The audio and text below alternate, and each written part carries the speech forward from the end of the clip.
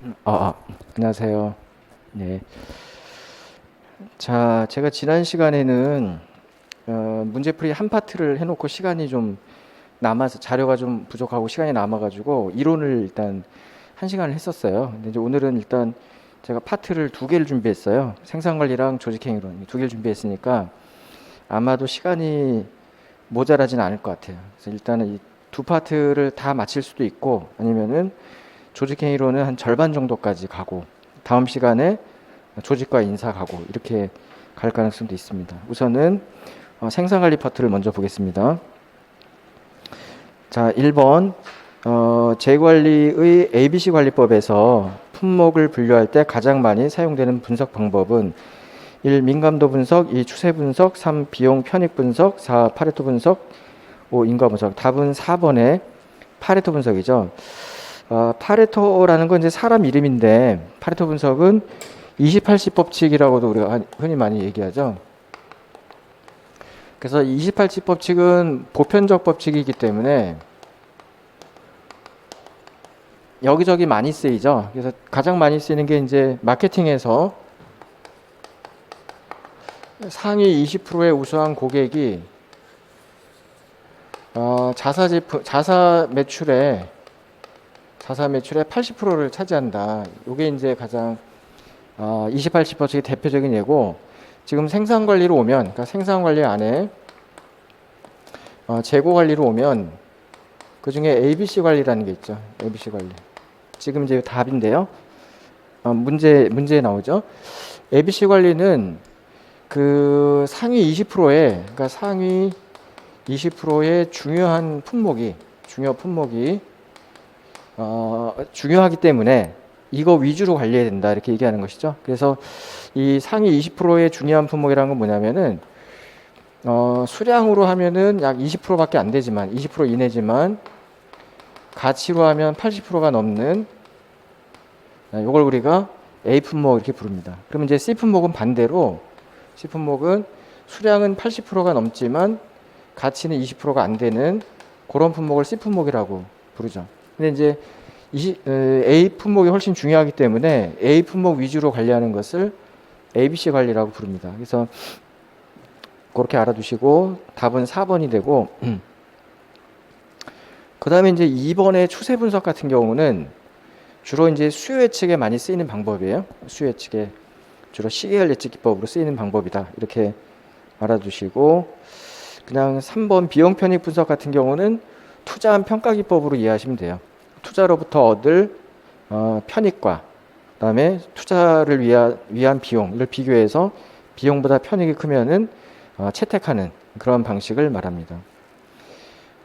그다음에 5번의 인과 분석 같은 경우는 이것도 수요 측에서 인과관계 예측 기법으로 이제 쓰이는 것인데 대표적으로 회귀 분석법이 있어요. 회귀 분석법, 그다음에 이제 최소 자승법 이런 것들이 대표적이고 그 다음에 이제 그 민감도 분석은 우리가 그 OR에서 배우는 방법인데 요거는 그냥 어떤 예를 들어서 만약에 A가 B한테 영향을 줍니다. 그럼 이제 함수로 얘기하면 B는 FA 뭐 이런 거잖아요. A가 B한테 영향 주잖아요. 근데 이게 이제 얼마나 영향 주냐 그걸 민감도라 얘기하는 거죠. 관계.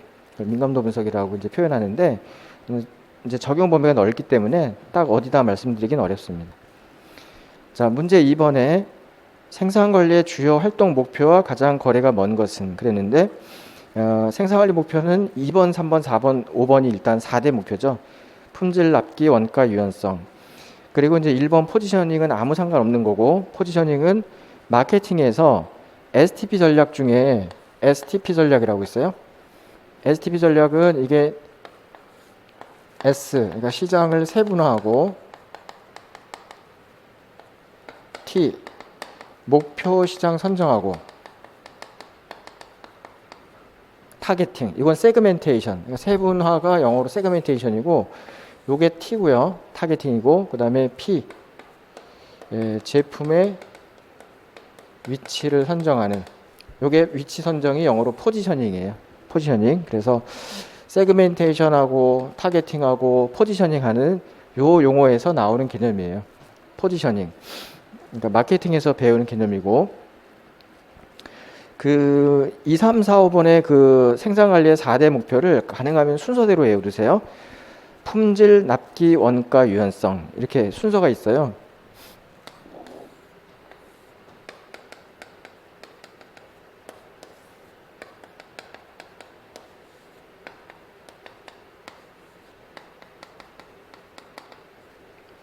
자, 이걸 우리가 흔히 생산관리 목표의 모래탑 모형이라고 해요. 모래탑. 이렇게 이제 부르는데 이게 탑처럼 생겼잖아요. 그러면 이게 순서가 있다는 게 품질 목표가 가장 저변에 깔리는 기본적인 목표고 이게 달성돼야 그 다음 납기 목표가 의미가 있고 이게 달성돼야 원가나 유연성 목표가 의미가 있다는 거죠. 그러니까 품질 목표가 달성 안 된 상태에서 뭐 유연성이나 원가 목표 달성해봐야 그건 의미가 없다. 이런 의미로 이해하시는 거예요. 그리고 이제 최근엔 여기다가 서비스 목표가 하나 더 추가되기도 한다. 이렇게 얘기했었죠. 그래서 그 순서 좀 알아두시면 좋겠고 그 다음에 이제 3번으로 넘어갑니다. 3번으로 넘어가서 제품 P의 연간 수요는 10,000개로 예상된다. 이 제품의 연간 재고유지 비용이 단위당 100원이고 주문 1회당 소요되는 주문 비용은 200원이다. 이 경우 경제적 주문량 EOQ는 이렇게 물어봤습니다. 자, EOQ는 경제적 주문량 모형 그래서 Economic Ordering Quantity 그래서 EOQ라고 하는데 이 경제 주문량 모형은 이거는 경영학에서 계산 문제 나올 수 있는 가장 중요한 주제예요. 그래서 반드시 외우셔야 돼요. 그래서 C분의 EOD 이렇게 외우시고 루트 안에 C분의 EOD 이렇게 되는데 C가 뭐냐 그럼 이거는 개당 유지비고요. 개당 유지비. 5가 뭐냐면은 건당 주문비예요. 그 다음에 D가 뭐냐면은 총수요예요. 총수요. 또는 총수요량. 그래서 이제 이런 문제는 오늘도 굉장히 많이 만날 텐데 정보가 3가지가 딱 와요. 3개. 그 3개를 여기 공식에다 넣을 줄만 아시면 돼요. 그래서 일단은 문제 읽으시면서 예를 들면은 연간 수요는 10,000개다. 거기다가 대문자 D를 쓰시고요. 수요는 영어로 demand잖아요. 그 대문자 D 쓰시고 그 옆에 연간 재고 유지 비용이 단위당 100원이다. 그거는 C를 쓰시고 거기다 옆에다가 C. 유지비는 C고 영어로 carrying cost. 그 다음에 1회당 주문비는 200원이다. 거기다 O라고 쓰시면 돼요. 주문비는 영어로 ordering cost. 그래서 그렇게 알파벳 써두면 이 공식을 외운 상태에서는 진짜 간단하게 늘 수가 있어요. 그래서 일단 넣어보면은 C가 100이고 그러니까 2 곱하기 그 다음에 5가 200이고 그 다음에 D가 10,000이다. 이렇게 돼 있잖아요. 자, 그러면 이거 언제 루트 제곱 공부하고 언제 하느냐. 근데 객관식은 그렇게 하지 마시고 예를 들어서 얘랑 얘가 약분되면서 여기가 그냥 2가 남잖아요. 그럼 이게 4잖아요. 앞머리가. 4면 루트 씌우면은 2 얼마 이렇게 나오면 답이에요. 그래서 답은 3번 하시면 돼요. 그쵸? 그러니까 루트 안에가 4로 시작하니까 루트 밖으로 나오면 2로 시작하면 돼요. 그래서 진짜 계산하지 마시고 그렇게 그냥 눈치로 보시면 됩니다. 4번 생산 합리화의 3S로 옳은 것은 그랬는데 답은 1번에 표준화, 단순화, 전문화입니다. 스탠다디제이션, 심플리피케이션, 스페셜리제이션. 이거 이제 어디서 배웠냐면 포드 시스템에서 배웠어요. 포드가 컨베어 시스템을 통해서 대량 생산을 구축하는 과정에서 3S를 추구했다. 그 3S가 이거다. 그렇게 정리하시면 됩니다. 자, 5번 갑니다. 적시 생산 시스템, 즉 GT의 특성이 아닌 것은 했는데 1. 푸시 2. 칸반 3. 공장 부하의 균일화 4. 유연한 자원 5. 빠른 생산 준비 시간. 이런 상태에서 옳지 않은 것은 답은 1번이 되죠. 우리는 일반 생산 시스템과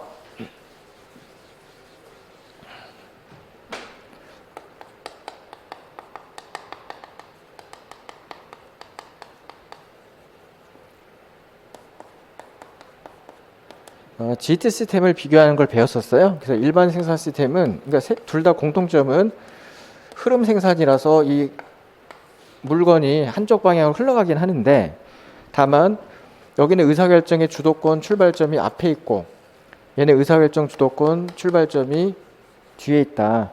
그래서 얘는 앞에서 주도권을 쥐고 뒤쪽으로 밀어붙이는 방식이다. 그러다 보니까 이렇게 제공품의 재고나 아니면은 제품 재고가 많이 쌓인다. 그렇죠? 제공품의 재고나 제품의 재고가 많이 쌓이고, 이걸 갖고 이제 창고에 요 제품 재고가 쌓이고 이걸 갖고 시장에다가 파는 방식이죠. 반면 여기는 출발점이 소비자 아니면 수요. 그렇죠? 그래서 만약에 월 300개라면 일 10개 이런 식으로, 이걸 이제 좀 이제 보시면 균일화라는 말이 나올 텐데, 매일매일 생산이 또 매 시간 생산이 일정하게 유지하는 거예요. 그래서 요거는 앞쪽이 주도권을 쥐고 뒤쪽으로 이게 밀어붙이는 방식이니까 이걸 우리가 푸시라고 하고, 푸시 시스템. 자, 요거는 뒷공정에서 필요한 양을 그때그때 필요에 따라 끌어당기니까 풀 시스템 이렇게 부르는 거예요. 그래서 GT는 풀이 되기 때문에 1번이 틀렸다라고 하시면 되고, 우리가 이제 이렇게 필요한 양을 끌어당길 때 쪽지를 써서 보내잖아요. 그 쪽지가 이제 간판이에요. 간판은 영어로 칸반이라고도 써요.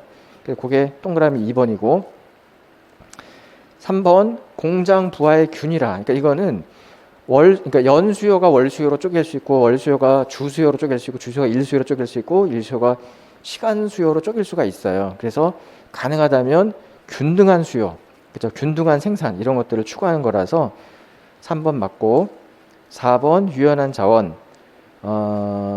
그러니까 요거는 그 시장에서 요구 사항대로 대응해야 되니까 유연하다 이렇게 하시면 되고, 마지막 5번 빠른 생산 준비 시간. 이거는 GT의 가장 핵심이 뭐다? 요거는 생산 준비비, 즉 이걸 우리는 고정비라고 하는데, 고정비를 낮춤으로써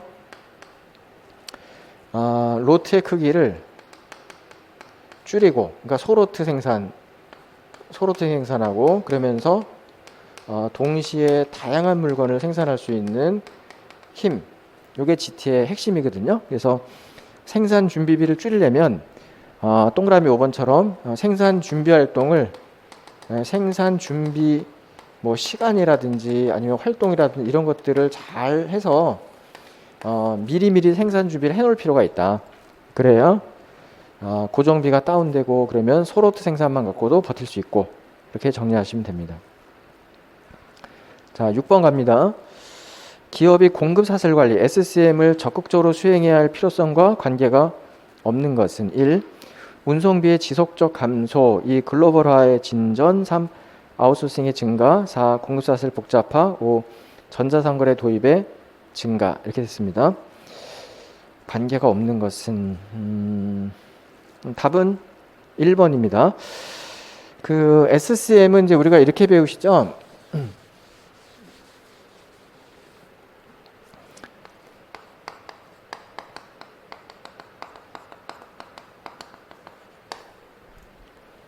공급 사슬 관리, SCM, Supply Chain Management. 그럼 이제 공급 사슬이라는 거는 원재료, 제조, 판매, 소비자, 이 흐름을 공급 사슬이라고 부르고, SC. 여기에는 이제 주로 제품이 이 방향, 자금이 반대 방향, 정보가 양방향 이렇게 움직이는데, 이거를 원활하게 움직이도록 관리하는 걸 SCM 이렇게 부르기로 하고, 그리고 이제 우리가 배운 거에 의하면 이 SCM의 가장 중요한 의사결정 출발점은 어디냐면 역시 여기서 소비자가 됩니다. 근데 이제 이 연속 사슬에서 가장 큰 문제는 뭐냐면은 여기에 자잘한 변동이 이렇게 연쇄 반응을 일으키다 보면 이 반응이 확장되는 경우가 있어요. 그러니까 여기가 플러스 마이너스 10으로 받아들이고 100으로 받아들이고 1000으로 받아들이는 경우가 있다는 거죠. 이걸 우리가 채찍 효과라고 하잖아요. 채찍 효과. 그죠? 그래서 이런 문제를 해결해야 된다. 그러니까 이 과잉 대응, 그죠? 또는 과도한 투자 이런 경우가 생겨요. 실제는 이건데 이렇게 반응하면은 과도한 투자가 되잖아요. 그래서 이걸 해결하는 방법이 뭐냐면은 이걸 해결하기 위해서 동시화를 하죠. 동시화는 뭐냐면은 여기에 변동이 얘도 동시에 플러스 마이너스 1로 이것도 플러스 마이너스 1로 이것도 플러스 마이너스 1로 받아들이면 시장 변화도 즉각 대응하면서 낭비 요소는 없어집니다. 그렇죠? 그래서 이걸 우리가 동시화라고 하는데 동시화는 어떤 도움을 받을 수 있냐면 IT 기술의 도움을 받는 거죠. 정보통신 기술. 그렇다면은 5번 같이 전자상거래 도입 증가 이거는 맞습니다. IT 기술. 그렇죠? 그런데 뭐 그러고 나서 이제 1번은 왜 틀렸냐 그러면은 이게 이제 이 여기서 여기까지 움직이는 거에서 드는 제일 중요한 비용이 운송비인데 운송비가 감소되면은 이 흐름 관리, 사슬 관리는 그다지 중요하지가 않아요. 비용이 크고 과도해야 거기다 신경을 쓰면서 그거를 적절히 낮출 거 아니에요. 그러니까 그 감소란, 그러니까 항상 객관식 문제는 반대말을 떠올리시고 예를 들어서 1번은 감소일까 증가일까? 예를 들어서 3번도 증가할까 감소할까? 5번도 증가할까 감소할까? 이걸 가지고 따지시면 쉬워요.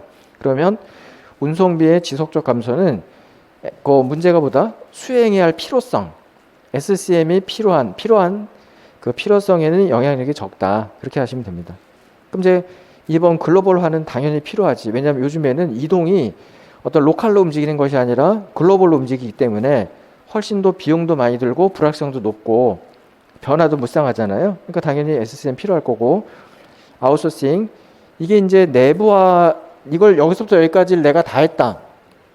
여기서 여기까지 내가 혼자 다 했다. 그러면은 중간에 어떤 이런 그 변화 확장폭이 생기지 않아요. 같은 사람이니까. 근데 이게 별개이기 때문에 전달되는 과정에서 확장되고 왜곡되는 거 아니에요. 그러니까 아웃소싱이 증가했다는 얘기는 외부자들이 더 많아졌기 때문에 관계된 외부인들이 많아졌기 때문에 그만큼 관리를 더 적극적으로 해야 된다. 그러면 그 아래 4번의 복잡화도 같은 얘기죠. 공구사슬이 복잡해지죠. 관련제들이 늘어나고 단계도 늘어나고 그러다 보면 그래서 1번만 답으로 하시면 됩니다. 자, 7번 가는데 식스시그마의 프로세스 개선 5단계에 해당하지 않는 것은 자, 식스시그마의 개선 프로그램은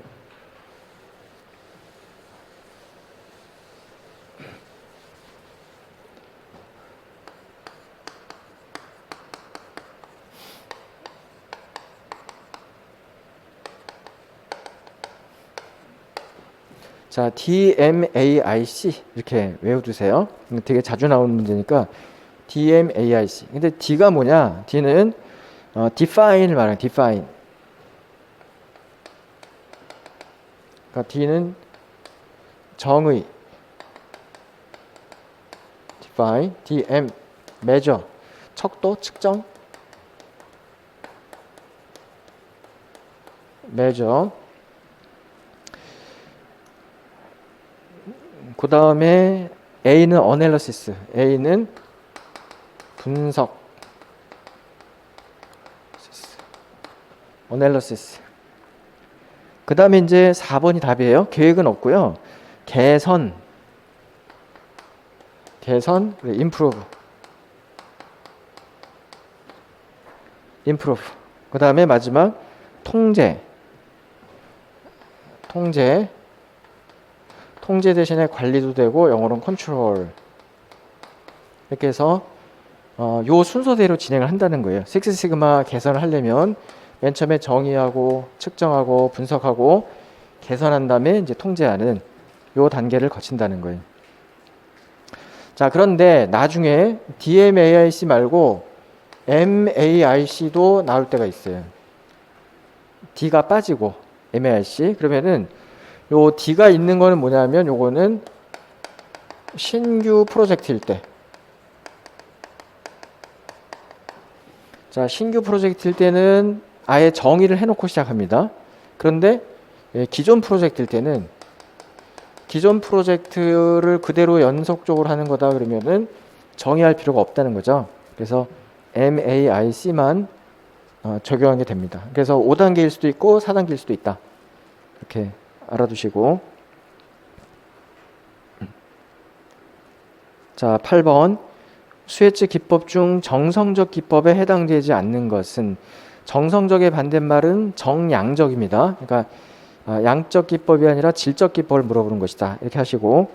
자, 1. 델파이법, 2. 시계열 분석, 3. 전문가 패널, 4. 자료유추법, 5. 패널 동의법. 답은 2번의 시계열 분석만 양적 기법이죠. 델파이가 워낙 중요한데 델파이는 세 가지 개념 떠오르시면 됩니다. 첫 번째는 외부 전문가에게 의뢰한다. 두 번째는 편지로 의뢰한다. 세 번째는 계속적인 피드백. 이렇게 세 가지 개념 있죠. 외부 전문가에게 의뢰한다, 편지로 의뢰한다, 계속적 피드백을 한다. 이 세 가지 개념 기억해 두시고.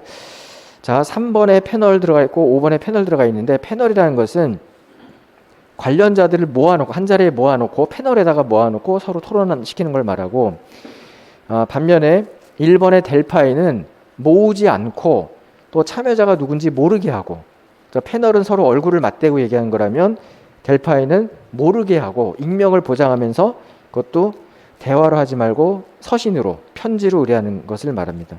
그 다음에 유추라는 것은 질적인 거죠. 유추하는 것은 그래서 양적 방법이 아니죠. 자, 그 다음에 9번.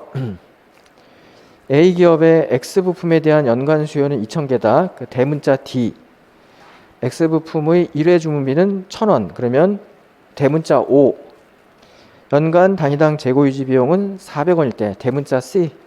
일 때, 경제 주문량 모형을 이용하여 1회 경제 주문량과 이때 연간 총 비용을 구하면, 이렇게 되어 있는데 문제가 앞에 거보다 조금 더 나갔습니다.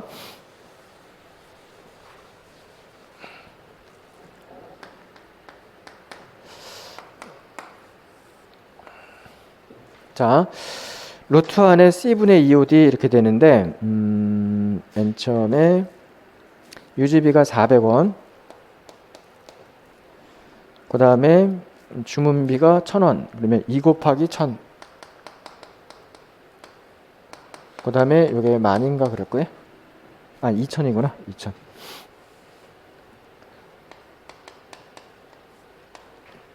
자, 이렇게 넣으시면 요거랑 요거 모은 다음에 4인데 얘랑 약분되잖아요.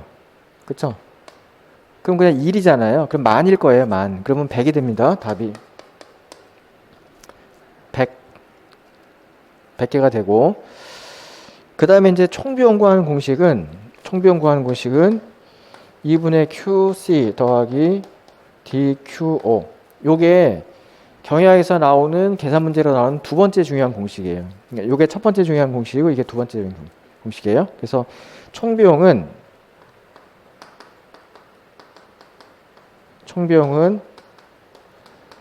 총 유지비 더하기 총 주문비입니다. 총 유지비 더하기 총 주문비인데, 총 유지비는 또 요걸 우리가 평균 재고라고 하시고, 평균 재고 곱하기 5, 요거를 주문 횟수 곱하기 평균 재고 곱하기 C, 그 다음에 주문 횟수 곱하기 5, 이렇게 하시면 논리적으로 외워질 거예요. 요거는 평균 재고를 말하고 요거는 주문 횟수를 말합니다. 총 수요량을 1회 주문량으로 나누면 주문 횟수가 됩니다. 자, 그러면 2분의 Q 100, 요 Q예요. 그 다음 C가 400 곱하기 쓸까? 400 더하기 Q 100, 그 다음에 D가 2000 곱하기 안 쓰고 5가 1000 하시죠. 그럼 이제 요게 200이니까 2만,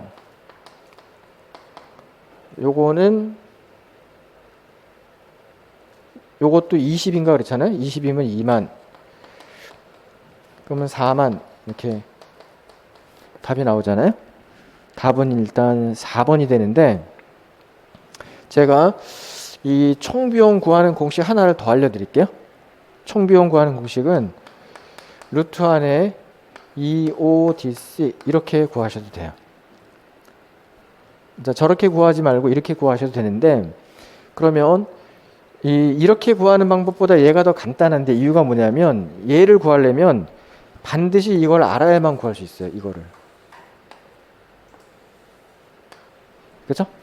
Q를 알아야만 구할 수가 있어. 쟤는. 그러니까 계산을 2번 해야 돼. Q 구하고 그걸 대입해서 또 구하고. 그러니까 시간이 1분이 넘어갈 수도 있어요. 그래서 그냥 이걸 외우세요. 총비용 구하는 별도의 공식 하나 있는데, 그럼 루트 안에 2 곱하기 5가 1000, D가 2000 곱하기 400 이렇게 되거든요. 그럼 이거 언제다 곱해갖고 루트 씌우냐, 언제다 곱하냐 그러지 마시고 앞머리만 따요. 그러니까 2는 4, 4, 4, 16, 16 루트 씌우면 4 암무게 이렇게 나올 거예요. 4 암무게. 답은 4번이 되겠죠. 그렇죠? 그래서 요게 훨씬 간편하고 빠릅니다. 이게 단위가 커져서 부담스럽긴 한데 대부분 보기 자체가 앞머리를 다르게 해서 줄 때가 많기 때문에 그러면 이제 간단하게 구할 수 있다. 11번 다음 특성에 알맞는 생산 운영 관리 시스템의 명칭은 가로 안에 밑에 보기 먼저 보면 JIT, MRP, MRP2, CIM, FMS 이렇게 되어 있는데 그 박스 안에 칸반, 여기서 답이 나오죠. 칸반. 그러면 답은 1번 JIT. 칸반이나 간판. 그 다음에 린 시스템, 무재고지향. 생산의 평준화. 평준화 한번 또 나왔네요. 평활시킨다. 월 300개면은 일 10개로 평준화시킵니다. 평활. 그럼 됐고, JIT는 무재고 시스템이라는 것도 설명드리죠. 제가 수업 시간에. 그럼 됐고, 린만 설명드리면 되는데,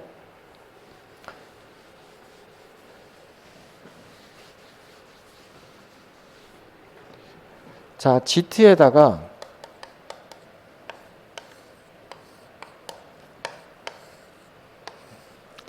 가치가 높은 제품을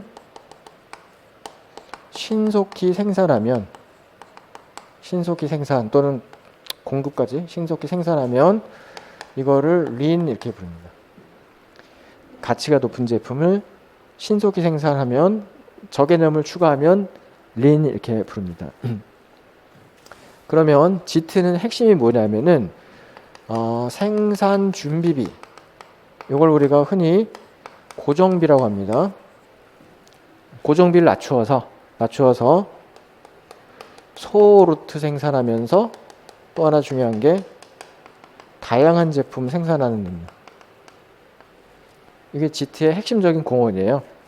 생산 준비비 고정비를 낮춤으로써 로트의 크기가 작아지고 동시에 다양한 물건을 생산할 수 있다.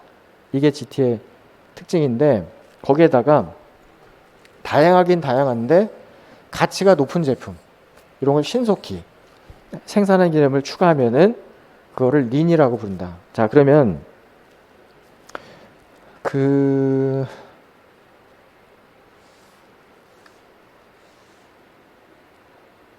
그냥 간단히 설명 한번 해볼게요. 자, 이게 이제 JIT 시스템이다 해볼게요. JIT 시스템이다. 그러면 이제 예를 들어서 얘가 T코의 생산 라인이다. 그러면 이제 여기에 T코의 원재료가 투입되어서 이렇게 해서 가공되다가 여기서 T코라는 제품이 나옵니다. 한 공정이 돼요. 근데 여기서부터 여기까지 이 공장을 구축하는데 드는 비용을 뭐라고 그러냐면 생산 준비비라고 불러요. 생산 준비비는 영어로 셋업 코스트라고 그래요. 셋업 코스트. 생산을 하는 게 아니라 생산을 하기 위해서 들어간 준비 활동하는 데 드는 비용. 그래서 공장을 구축하는 데 드는 비용. 공장을 운영하는 게 아니라 공장을 설립하는 데 드는 비용. 근데 이거는 고정비입니다. 왜 고정비냐면은 여기서 생산량이 1000개건 100개건 1억 개건 이거는 일정해요. 똑같아. 생산과 관계없이 고정돼 있다. 그렇죠? 그런데 요게 예를 들어서 그냥 5천억이라고 해볼게요. 원래는 5천억보다 훨씬 더 비싸요. 요즘에 이거 생산 라인 하나 구축하는데 2, 3주 정도 들어요. 훨씬 더 많이 들지만 계산을 편하게 해서 5천억 정도 생각했어요. 자, 그러면 만약에 T코를 생산하기 위해서 들어간 준비비가 5천억이면 여기서 과연 몇 대를 생산하는 게 좋을까요? T코를. 얘는 그 시장 생산, 예측 생산, 수요 예측 생산이기 때문에 몇 대를 생산하는 게 좋을까? 그 가장 쉬운, 되도록 많이 그러지 마시고 5천억 뽑을 만큼을 생산해야 돼요. 5천억 뽑을 만큼. 근데 그것의 상한이 뭐냐면, 상한은 뭐고 하는 뭐냐? 상한은 수요고요, 수요. 그러니까 수요보다 더 많이 생산할 수는 없어요. 어차피 안 팔려요. 수요가 최대치고 최소치는 하한은 뭐냐면은 BEP예요, BEP. BEP가 뭐다? 손익 분기점이. 그러니까 손익 분기점보다 더 적게 생산해서 팔면 그거 팔아봐야 이익이 안 나요. 그래서 이 둘의 사이만큼 생산하는데, 그쵸? 그게 예를 들어서 그냥 100만 대라고 하면 가정할게요. 100만 대. 그죠? 근데 이거 생산하는데 예를 들어서 6개월 걸린다 칠게요. 6개월. 그러면 6개월 동안 100만 대를 쉬지 않고 계속 생산하는 거예요. 얘는. 최대한 빨리. 그죠? 그리고 6개월이 지났어요. 6개월이 지나면 T코 100만 대가 완성이 되고 나면 T코를 더 생산할 필요가 없나요? 더 생산할 필요가 있나요? 없잖아요. 그죠? 없으면 어떡하냐. 이걸 이렇게 돈 들여서 구축함을 버리냐. 그거 아깝잖아요. 그래서 이거를 요게 T코라면 요거를 다마스를 위한 생산 라인으로 다시 약간 교체해요. 약간. 그래서 일부 기계 교체하고 일부 종업원은 훈련시키거나 재배치하고 이렇게 해서 그거를 위해서 드는 비용을 또 생산 준비비라고, 그것이 예를 들면 한 1,000억 정도 든다고 칠게요. 추가로 드는 거기 때문에 1,000억 정도 들어요. 그럼 이만큼 들여가지고 다마스 생산하면 몇 대 생산하면 되냐? 30만 대면 된다고 칠게요. 30만 대는 다마스가 T코보다 더 적게 팔릴 거예요. 어차피. 그러니까 수요도 고려하고 BEP도 고려해서 30만 대고, 요거는 2달이면 된다고 칠게요. 2달.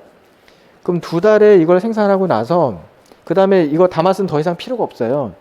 그러면 얘를 버리냐? 그러지 않잖아요. 아깝기 때문에 그걸 다시 이제 프린스로 바꿔요. 프린스를 위한 생산라인 구축한데 그거는 뭐 200억이면 된다고 칠게요. 이건 5만 대면 된다고 칠게. 이거는 1주면 된다고 칠게. 그러면 GT의 가장 큰 공헌은 생산 준비비를 점점 낮추는 거예요. 점점 낮추면 로트 크기가, 이쪽은 대로트였는데 이쪽은 점점 작아져서 소로트가 되고, 나중에 이제 심화 개념을 우리가 못할 것 같긴 한데, 심화 개념 가시면 이 소로트가 한 대까지도 최종적으로 줄일 수도 있어요. 최단. 이게 거의 안 들면. 아까 우리가 생산 준비 이제 없어졌죠. 생산 준비 시간, 뭐 생산 준비 활동 이런 것들을 최대한 낮추면 이게 소로트가 되고, 그럼 요거는 20분 정도면 돼요. 실제로 지금 잘 나가는 회사들은 30분마다 차 한 대가 나와요. 20-30분이면 차 한 대가 나온다고. 그죠? 그러면 이제는 이렇게까지 가는 게 아니라 20분마다 물건이 나오면 이제는 동시에 다양한 제품이 생산이 가능해져, 이제는. 그죠? 예를 들어서 T코 주문 들어오면 T코 한 대, 그 다음에 바로 다마스 2대 주문은 다마스 2대, 프린스 한 대 주문 프린스 한 대, 그걸 계속 생산할 수가 있어요. 동시에. 이 동시라는 건 진짜 동시는 아니고 그냥 어느 한 같은 시간대에 그 말이에요. 오전이면 오전. 그럴 때 다양한 제품을 생산할 수 있는 게 핵심이에요. 여기까지 적은 거예요. 생산 준비비가 낮아짐으로써 소로트 생산 다양한 제품, 여기까지가 GT의 공헌인 거예요. 그 다음에 이제 저 가치가 높은 제품 신속 생산은 뭐냐면 이런 거예요. 자, 우리가 BEP를 이해시켜 드리는데, 여기가 생산량이에요. 생산량. 비용이에요. 그러면 이 생산량이 크던 적던 상관없이 일정한 비용을 뭐라고 부르냐면 이거를 고정비라고 불러. 고정비. 그 다음에 또 하나 중요한 게 P 빼기 V인데, P 빼기 V는 뭐냐면 P는 개당 판매가, 줄여서 개당 매가고요. 매가.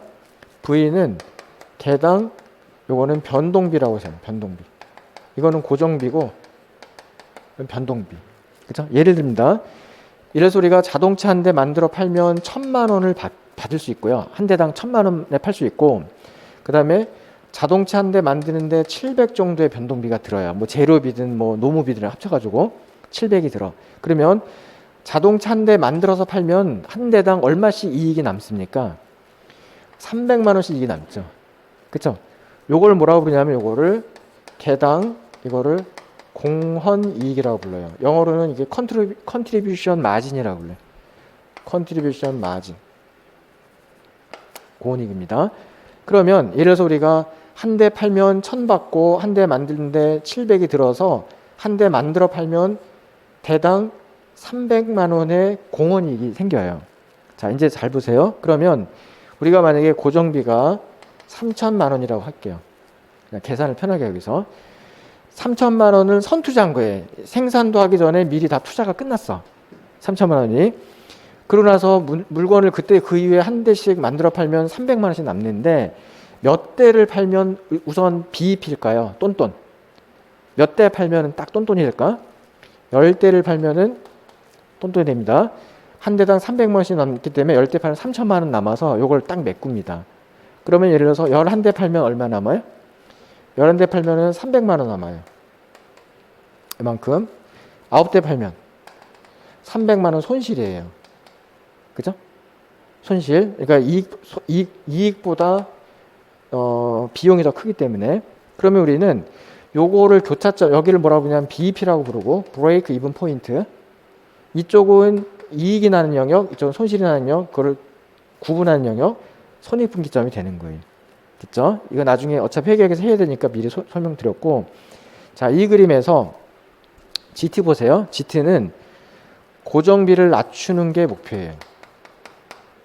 응? 고정비를 낮춥니다. 그러면 BEP가 어떻게 돼요? 줄지. 그게 뭐냐면 소로트 생산이에요.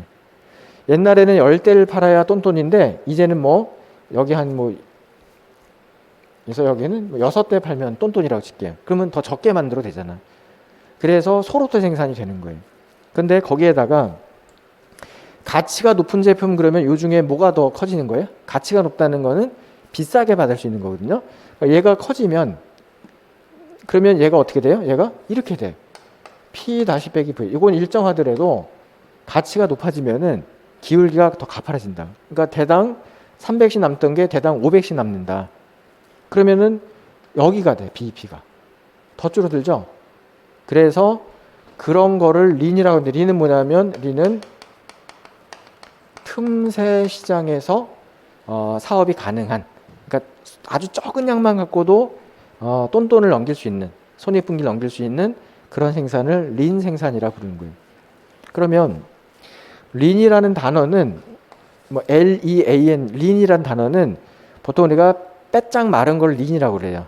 빼짝 마른 거, 그렇죠? 기름기 하나도 없는 거, 기름기 다 빠진 거, 그걸 우리가 린 부르는데, 그걸 린 생산은 그래서 거의 그냥 뭐 낭비 요소 다 없애고, 그래서 적은 생산만 갖고도 먹고 살 수 있는 그 상태를 린이라고 부릅니다. 일단 설명 끝났고, 그 다음에 이제 MRP2는 뭐냐? MRP2는 뭐냐? 우리가 MRP는요,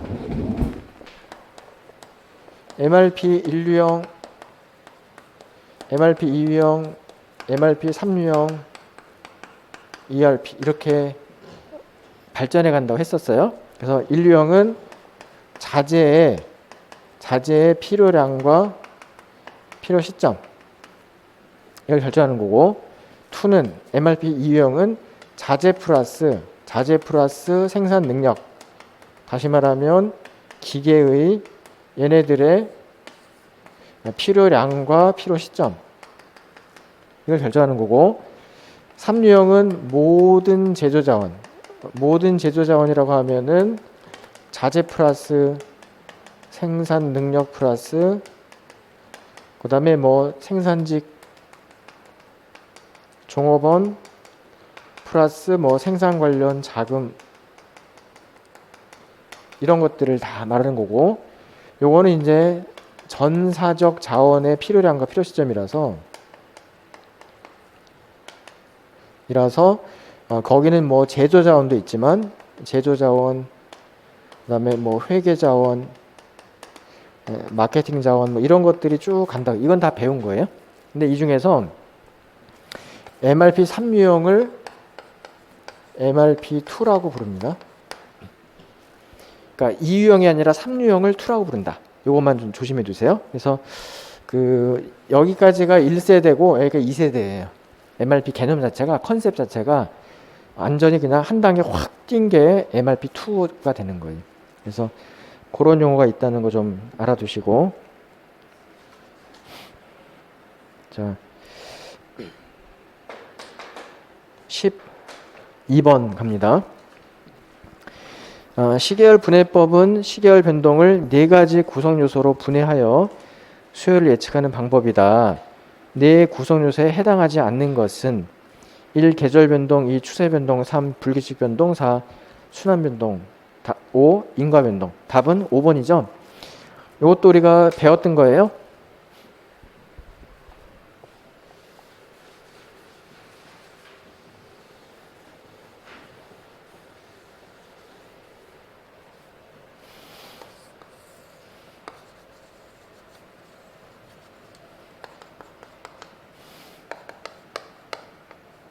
자, 우리가 여기서부터 여기까지는 과거의 수요들이고, 여기서부터, 그러니까 여기는 현재고, 예, 여기는 미래죠, 미래.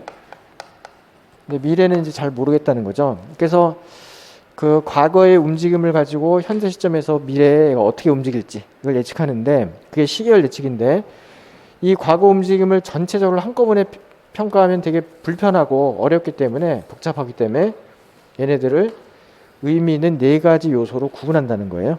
그래서 첫 번째가 이 안에 이렇게 보이는 추세를 찾고, 추세에 의하면 이 방향이다 이렇게 얘기할 수 있다는 거죠. 그러니까 추세는 T, 트렌드. 두 번째, 요렇게 빨간 점선으로 시점을 쪼갰더니 여기가 다 1월 1일, 여기가 1월 1일, 여기가 1월 1일 다 연초에, 연초에 뜨고 연중에 가라앉는 속성이 보여요. 그러면은 이런 힘이 보이기 때문에 그것에 의하면 이 방향이다 얘기할 수가 있다는 거죠. 그걸 우리가 계절 요인 또는 계절 변동, 그래서 시즈널 팩터, 아니면 시즈널 베리언스 하시고, 그 다음에 이제 더 멀리 보면 얘가 약간 이 방향 이렇게 생겼다는 거예요. 약간 더 멀리 보면, 그러면은 이러한 큰 추세에 의하면은 이쪽으로 방향성이 있구나. 요걸 이제 장기적인 순환 요인, 아니면 순환 변동이라고도 부릅니다. 그래서 요거는 1년 내에 패턴을 찾는 거고, 이거는 1년 이상의 패턴을 찾는 거다. 그렇게 구분하시면 되고요. 그리고 이제 요 3가지를 더했을 때 얘가 나오느냐, 요 하얀 게 나오느냐, 나오지 않습니다. 중요한 건 다 걸러냈지만 그래도 남은 게 있어서 이 남은 걸 뭐라고 그러냐면 이거를 불규칙 변동이라고, 불규칙 변동, 불규칙 요인 또는 그냥 잔차 또는 에러 이렇게 부릅니다. 그죠? 그래서 지금은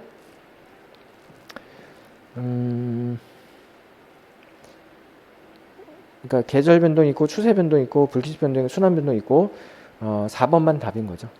4번이 아니라 5번만 답이죠. 5번만. 인과 변동이라는 거는 이 시계열과 다른 거죠. 시계열은 시간적 흐름을 갖고 예측하는 게 시계열인 거고, 인과는 원인과 결과의 관계를 갖고 찾는 거니까 좀 다르죠. 자, 13번 갑니다. 산업재해의 원인 중 성격이 다른 것은 1. 건물, 기계설비, 장치 결함, 2. 안전보호장치, 보호구의 오작동, 3. 생산 공정의 결함, 4. 개인의 부주의, 불안정한 행동, 5. 경계표시, 설비 오류. 답은 4번인데 어떻게 구분하냐 그러면은 1번에 보면 기계나 장치, 2번도 장치, 3번도 장치는 아니지만 공정, 그 다음에 5번도 설비가 있어요. 그런데 4번은 개인, 또 불안정 행동, 그러니까 4번은 사람 관련된 거고, 나머지 1, 2, 3호는 도구나 기계나 아니면 시스템에 대한 거구나. 이렇게 우리가 구분해서 성격이 다른 것은 4번 이렇게 하시면 되고요. 제가 지금 혹시 몰라서 적어 드릴 테니까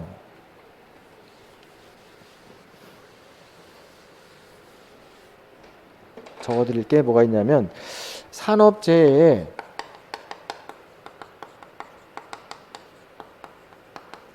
원인 네 가지. 네 가지. 근데 이게 보통 4M 이렇게 얘기합니다. 원인 네 가지가 다 M으로 시작해요. 그래서 첫 번째가 머신 이렇게 해서 기계. 뭐 설명은 많지만 그거는 우리한테 필요할 것 같지 않고요. 그 다음에 이제 man 사람. 그 다음에 일단 미디어라고 쓰긴 하는데 이거를 환경. 그다음 물질을 붙여서 물질 환경. 마지막 매니지먼트. 이렇게 적어놓고 이거는 그냥 관리. 이렇게 해볼게요. 그래서 자세히 디테일하게 나올 것 같진 않은데 대충 그 재해가 발생한 원인이 네 가지다. 그죠? 그래서 기계의 결함, 그죠? 사람의 실수, 그 다음에 환경적인 어떤 뭐라 그럴까? 약간 부적합 환경, 그 다음에 이제 관리를 잘못한 거. 이렇게 네 가지로 구분하시면 되고, 이거랑 관련해서 여러분이 아셨으면 하는 게 하일리히 법칙이라는 게 있어요. 1대 29대 300. 되게 유명한 용어인데 그 맨 끝에 300은 무상해, 그러니까 다치진 않는 사고가 한 300번 정도 일어나면, 그러고 나면은 그 다음에 이제 상해가 있는 사고, 상해가 있는 사고가 한 29번 정도 발생하고, 이게 한 29번 정도 발생하면 이제는 뭐 아주 큰 심각한 사고니까 중상 아니면 중상이나 사망이나 이렇게 심각한 사고가 발생한다. 이게 비율이 이렇게 된다는 거예요.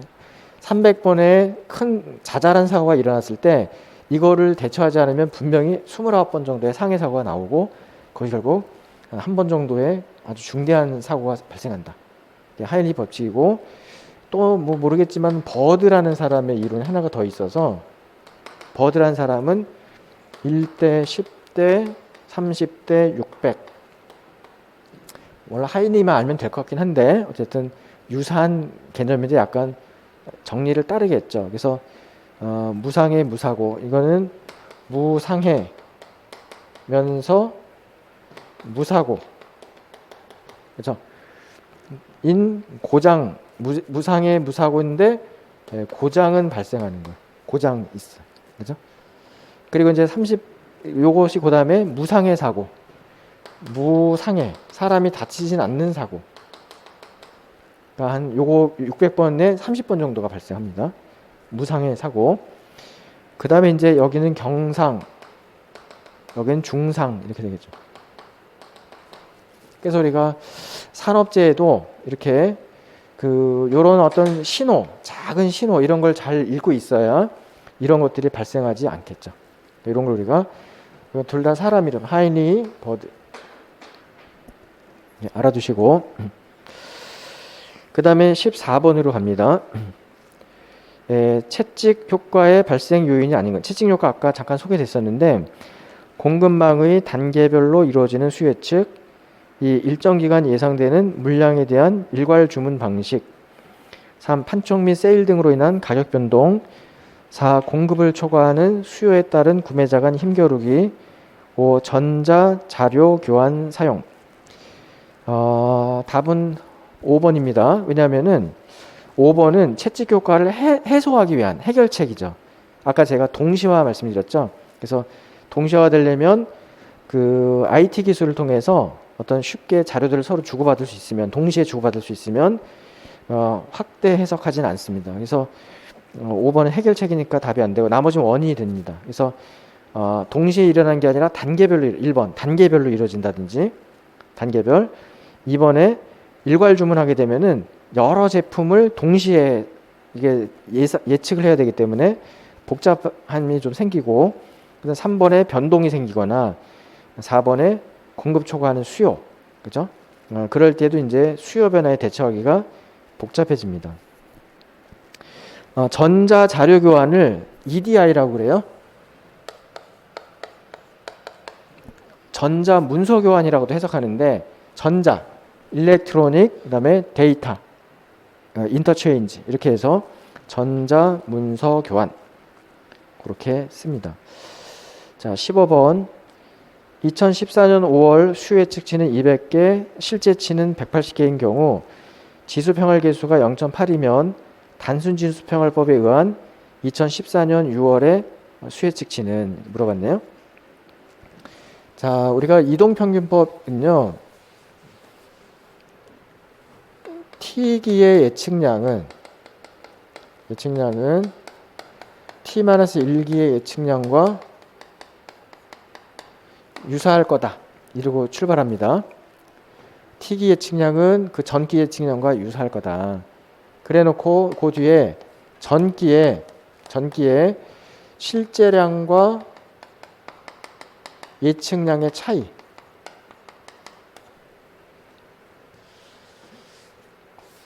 실제량과 예측량 차이 있으면 그거에 알파를 곱해갖고 추가로 보정해 준다 이렇게 하시면 됩니다.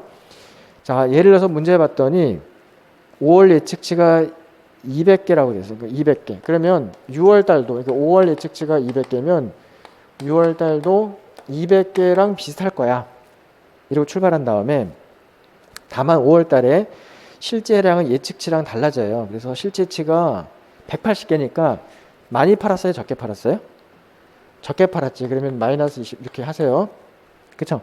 요거를 200, 그러니까 180 빼기 200 이렇게 하시는데, 그냥 암산으로 200개가 감소 이렇게 하신 다음에 거기다가 0.8을 곱하시면 돼요. 그러니까 8, 2, 16 해서 200에서 16 빼시면 돼요. 200에서 16 빼시면 답이 2번에 184 이렇게 나옵니다. 자, 감소하면 빼주시고 증가하면 더해주시면 돼요. 0.8을 곱해가지고.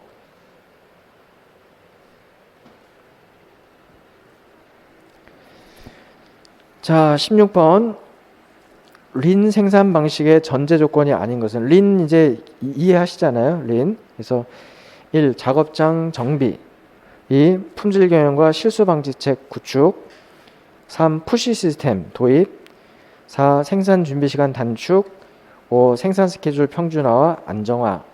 자, 그러면 전제 조건이 아닌 것은 답은 3번입니다. 푸시.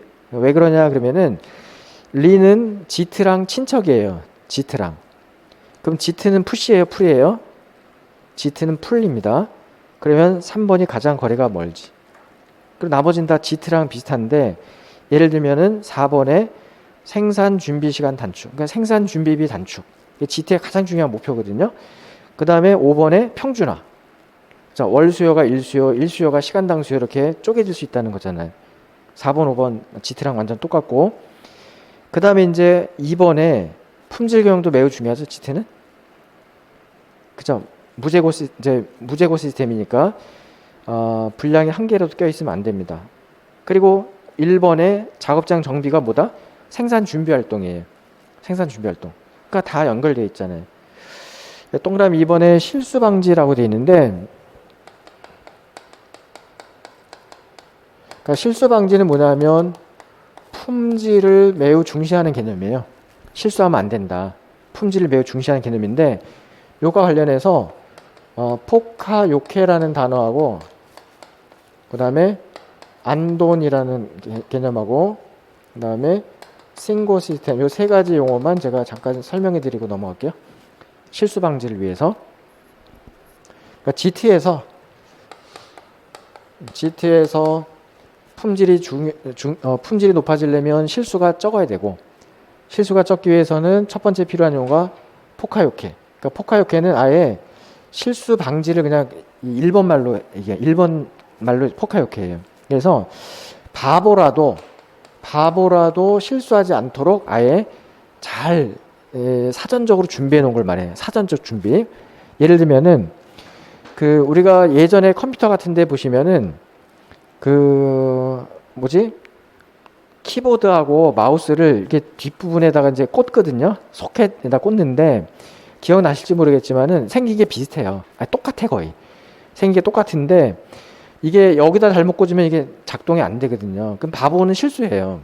그래서 실수하지 말라고 이제 어떻게 되냐면 색깔을 하나는 보라색, 하나는 초록색 이래가지고 이제 같이 색깔별로 꽂게 했었는데 그래도 바보도 실수할 수 있거든요. 요즘에는 아예 안 꽂아지게 만들면 돼.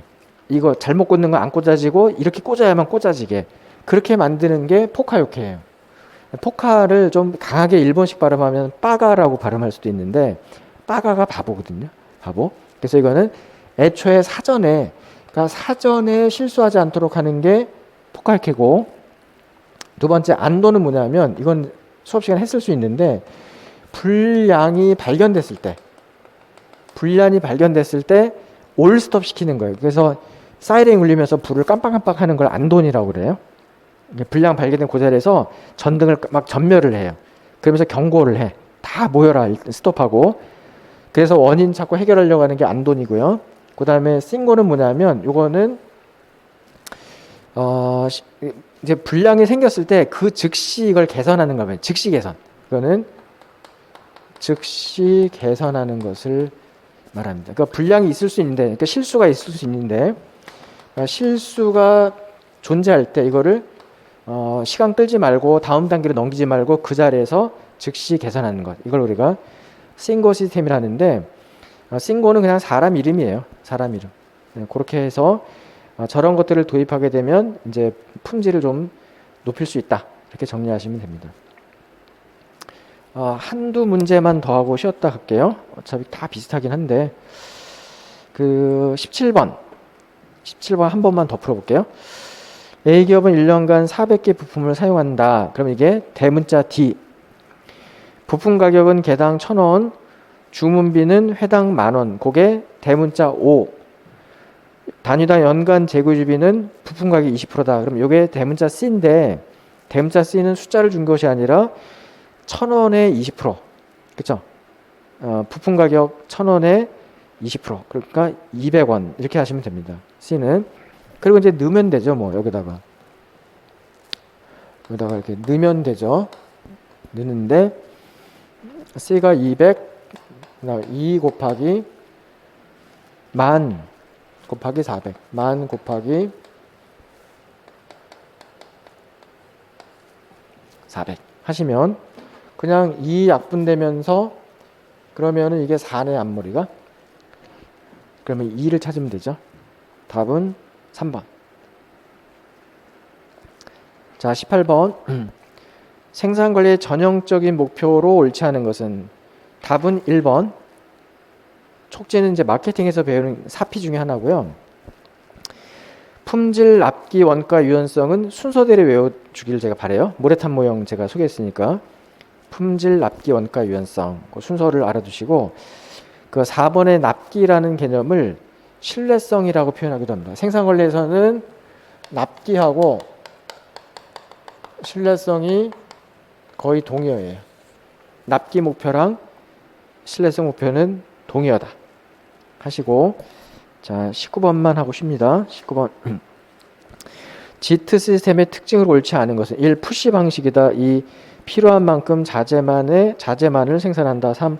공급자와 긴밀한 관계 유지한다. 4.